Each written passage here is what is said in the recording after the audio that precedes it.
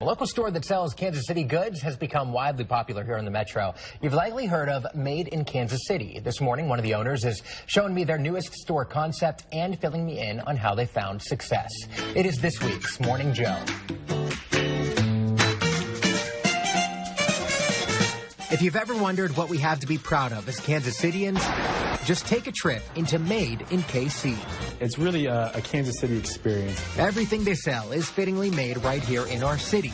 The co-owner Keith Bradley will also tell you their fourth and newest storefront at 11th and Baltimore certainly doesn't look like the rest. And this gives us a chance to kind of take that Kansas City experience of tasting and seeing experience Kansas City to another level. It launched in December and still sells apparel, candles, sauces, and much more.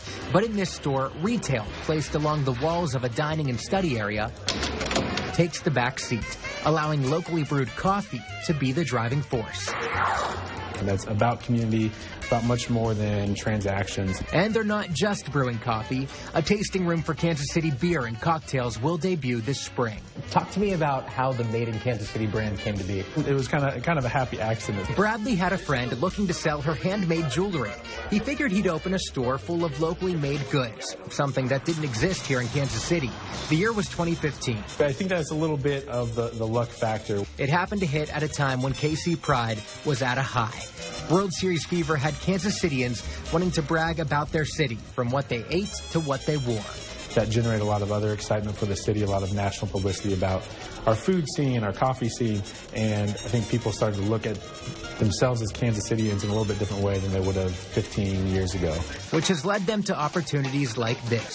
And so we started with just 15 makers, and now we work with over 200 plus Kansas City-based makers and artists today. An opportunity he never saw coming, but one that he'd only want to make right here in KC. There's lots of things I love about Kansas City.